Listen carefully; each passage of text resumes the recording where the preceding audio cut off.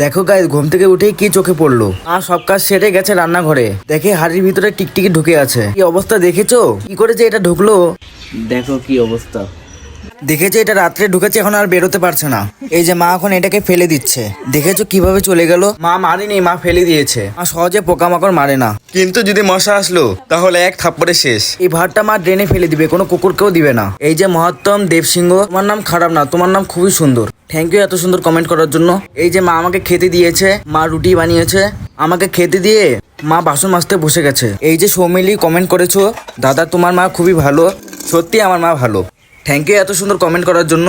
মা এদিকে বাসন মেজে আমাকে স্নানের জলও দিয়ে দিয়েছে। এখন আমি স্নান করেও চলে এসেছি। ওই যে দেখো আমাদের পাড়ায় এক বাড়িতে কীর্তন হচ্ছে, ওখানে নিমন্ত্রণ আছে আমাদের, তাই আজকে আমরা ওখানেই খাবো। দেখতে পারলে ছাদের উপরে তিরপাল দিয়ে প্যান্ডেল করেছে। মাও স্নান করে রেডি হচ্ছে কীর্তনে যাবে বলে। মা এখন চলে যাচ্ছে কীর্তনের বাড়িতে। এই যে দেখো এখানে কীর্তন হচ্ছে, আমার মা জেঠি কাকিমারা সবাই আছে এখানে। মা তিলকও পরে নিয়েছে, এখানে রাধা গোবিন্দর ভোগ হচ্ছে। ওই যে দেখো ভগবান, মা আমার জন্য প্রসাদ নিয়েও চলে এসেছে, কেননা আমি যেতে পারবো না অত উপরে। দেখেছো কত সুন্দর প্রসাদ নিয়ে এসেছে। মা আমাকে এখন খাইয়ে মা তারপর যাবে প্রসাদ খেতে। টাটা গাইস, আমার চ্যানেলটি সাবস্ক্রাইব করে আমার পাশে থেকো। আমি যাদের নাম নিয়ে নি, আমি আস্তে আস্তে সবার নামই নিব। প্লিজ তোমরা খারাপ পেও না।